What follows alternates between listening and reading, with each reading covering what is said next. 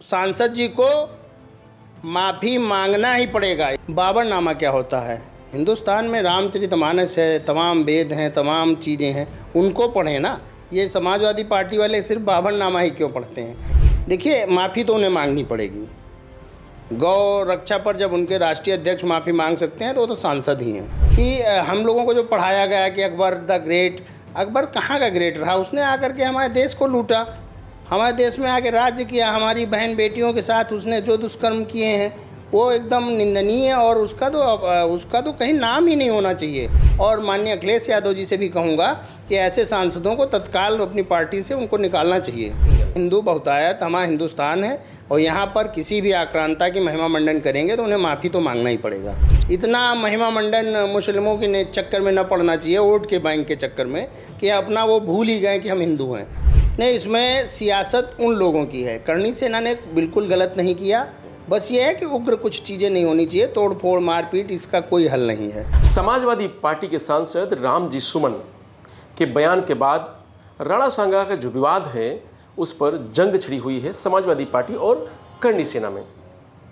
इसी पर बात करने के लिए हमारे साथ मौजूद हैं भारतीय गौ सेवा परिषद के राष्ट्रीय अध्यक्ष देवेंद्र तिवारी जी। जो राणा सांगा का विवाद रहा है, जो सांसद समाजवादी पार्टी के सुमन जी ने बयान दिया है, इस पूरे मामले को आप कैसे देखते हैं अपने नज़रिए से? देखिए, हमारे जो महापुरुषों का अपमान किया है वो तो बिल्कुल ही असंवैधानिक है कि उन्होंने जिस तरह से उनके बारे में आपत्तिजनक टिप्पणी की है वो हम लोग दोहरा भी नहीं सकते हैं। उन्होंने बहुत ही गलत तरीके से महाराणा सांगा पे बात की है, अपनी बात रखी है, और वो सांसद भी हैं और सपा के हैं। तो ये मानसिकता जाहिर करती है कि देश के जो महापुरुष हैं उनके प्रति इनकी क्या सोच है, किस तरह से ये लोग उस पर उनके बारे में सोचते हैं। हमेशा हमें इतिहास में इन्हीं लोगों के द्वारा ये जो सब तमाम तरह के गठबंधन मिलकर, कांग्रेस हो, सपा हो, अन्य पार्टियां हो, मिल कर के जिस तरह हमारे महापुरुषों को दबाने की कोशिश की है, बेइज्जत करने की कोशिश की है, ये बहुत निंदनीय और बहुत ही गलत है। लेकिन सांसद तो ये कह रहे हैं कि बाबरनामा में लिखा हुआ है इतिहास और हमने वही पढ़ा है, जो पढ़ा है वो सच है। बाबरनामा क्या होता है? हिंदुस्तान में रामचरितमानस है, तमाम वेद हैं, तमाम चीज़ें हैं, उनको पढ़ें ना। ये समाजवादी पार्टी वाले सिर्फ बाबरनामा ही क्यों पढ़ते हैं?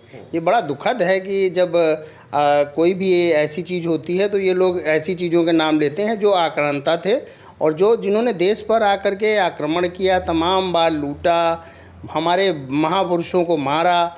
ऐसे लोगों का महिमा मंडन करना बहुत ही गलत है। माननीय योगी आदित्यनाथ जी ने भी कहा है कि ऐसे लोगों का करना, और अन्य लोगों को भी, मैं पर्सनल भी बताऊं कि हम लोगों को जो पढ़ाया गया कि अकबर द ग्रेट, अकबर कहाँ का ग्रेट रहा? उसने आकर के हमारे देश को लूटा, हमारे देश में आके राज्य किया, हमारी बहन बेटियों के साथ उसने जो दुष्कर्म किए हैं वो एकदम निंदनीय है और उसका तो कहीं नाम ही नहीं होना चाहिए।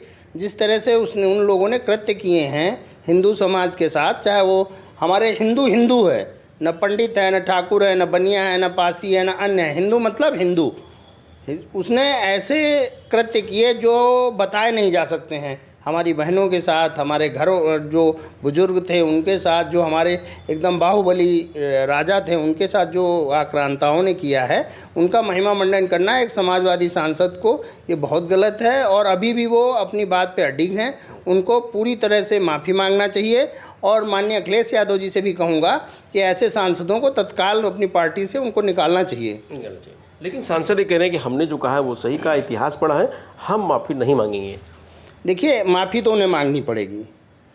गौ रक्षा पर जब उनके राष्ट्रीय अध्यक्ष माफ़ी मांग सकते हैं तो वो तो सांसद ही हैं। माफ़ी तो हिंदू बहुतायत हमारा हिंदुस्तान है और यहाँ पर किसी भी आक्रांता की महिमा मंडन करेंगे तो उन्हें माफ़ी तो मांगना ही पड़ेगा। अच्छा, करणी सेना ने जो उनके घर पे जाके किया उसको कैसे देखते हैं? देखिए, ऐसा कोई भी उग्र चीज़ नहीं होनी चाहिए जिससे देश का माहौल ख़राब हो। और माननीय सांसद जी को भी चाहिए था कि तत्काल कर लें इस पर। अखिलेश यादव जी को कहना चाहिए था उनसे कि इस पर माफ़ी मांगें, और वो कहें तो ऐसा उग्र प्रदर्शन करने की ज़रूरत ही न पड़ती। और करणी सेना ने जो किया है वो उनके अपनी सोच थी, लेकिन हम ये कहेंगे कोई भी ऐसी चीज़ ना हो जिससे देश का माहौल ख़राब हो और अन्य चीज़ें हों। और वो भी सांसद हैं, उनको भी सोच के कहना चाहिए। इतना महिमा मंडन मुस्लिमों के चक्कर में न पड़ना चाहिए, वोट के बैंक के चक्कर में, कि अपना वो भूल ही गए कि हम हिंदू हैं। वो भी तो हिंदू हैं जिन्होंने ये बोला है। तो बहुत शर्मनाक है और बहुत ही निंदनीय है। और हम कठोर शब्दों में कहते हैं कि पूरा तरह से आंदोलन किए जाएंगे अगर ये नहीं करेंगे, लेकिन हम लोग संवैधानिक तरीके से करेंगे। उनके खिलाफ मुकदमे लिखवाए जाएं, उनको जो भी हमारी तरफ से बाबा साहब भीमराव अम्बेडकर का जो कानून है उसके तहत उनके खिलाफ कार्रवाई होनी चाहिए। लेकिन जो 12 तारीख को बड़ा कार्यक्रम की बात की जा रही है, लगातार धमकी दी जा रही है कि समाजवादी पार्टी को ख़त्म कर देंगे, अखिलेश यादव को धमकी दी जा रही है करनी सेना के पदाधिकारियों की तरफ से। देखिए, ये तो आपको मालूम है कि अखिलेश भैया के साथ क्या है, कि वो तो कम, उनके साथ जो लोग हैं वो ज़्यादा ही उग्र होते हैं। अब अखिलेश जी भी इसी चीज़ों में बह जाते हैं, उसी भावनाओं में बह जाते हैं। अब वो ये भी भूल गए कि वो भी एक सनातन हैं, धर्म के हैं, अपने आप को बताते थे, हैं भी। और जिस तरह के बयान दिए हैं कि भारत नहीं करेंगे, तो उनसे पहले सांसद को बुला के कहना चाहिए ना कि माफ़ी मांगो, गलत बोला है आपने। क्यों नहीं कह रहे हैं कि गलत बोला है, जब देश को पूरी तरह से सिर्फ राजनीतिक रोटियां सेकने के लिए सब गलत बयानबाजी करके अपनी टीआरपी के लिए लोग कार्य कर रहे हैं, जो बहुत ही गलत है। दोनों लोगों को अगर मतलब एक लहजे में रहकर के बात करें तो मुझे लग रहा है कि आपको लगता है निष्कर्ष निकल सकता है, या नहीं ऐसा है, अड़े हुए हैं लोग, सियासत है इस पे। नहीं, इसमें सियासत उन लोगों की है। करणी सेना ने बिल्कुल गलत नहीं किया, बस ये है कि उग्र कुछ चीज़ें नहीं होनी चाहिए, तोड़ फोड़ मारपीट, इसका कोई हल नहीं है। क्योंकि हिंदू समाज में कभी भी किसी भी व्यक्ति ने इस तरह के कार्य नहीं किए। हमें भी पूरा उम्मीद है करणी सेना कहीं ना कहीं, करणी सेना छोड़िए, हम लोग आहत हुए, कितने महान वीर योद्धा, कितने घाव लगने के बाद जो लड़ता रहा, उसके बारे में इन्होंने किया। और माननीय मुख्यमंत्री जी ने जो कार्य किया है वो सराहनीय है कि उन्होंने देखिए तमाम सारे मेले और ये सब गाजी बाजी पाजी इनका सबका बंद करा दिया है। और अब वक्फ बोर्ड संशोधन पर भी आ गया है कि सब जगह से पास हो गया है। और हमें पूरी उम्मीद है कि हमारे पास जब संविधान है तो संविधान के तहत कार्य करें, कानूनी दायरे में रह करके उनके खिलाफ कार्रवाई। हम भी उनके साथ हैं, लेकिन कानूनी तरीके से। मारपीट, उग्र और लोगों का नुकसान हो, इस पर हम विश्वास नहीं रखते हैं। समाजवादी पार्टी कह रही है कि दलित सांसद के घर पे इस तरीके की कार्रवाई की जा रही है या हमला किया जा रहा है, तोड़फोड़ किया जा रहा है। अगर कोई और बिरादरी होता, यानी उच्च वर्ग का, क्षत्रिय बिरादरी होता, तो उसके घर पे इस तरीके का हमला नहीं होता। भाई साहब, ये पॉलिटिकल हैं। मैं दिखाऊं चल के ब्राह्मणों की क्या स्थिति है। केवल दलित और ये सब जोड़ करके राजनीति कर रहे हैं। ब्राह्मण, ठाकुर, बनिया, ऐसे ऐसे लोगों को ना कि एक टाइम खाने की मुसीबत है, वो इनको नहीं दिखती है। सिर्फ और सिर्फ जाति ढूंढते हैं ये वोट बैंक के लिए। अरे कोई हिंदू, कोई पंडित मारा जा रहा है, उसका भी तो बच्चा है जो मारा गया है, उसका भी परिवार है, मारा गया है। कोई ठाकुर मारा गया, उसका भी तो परिवार है।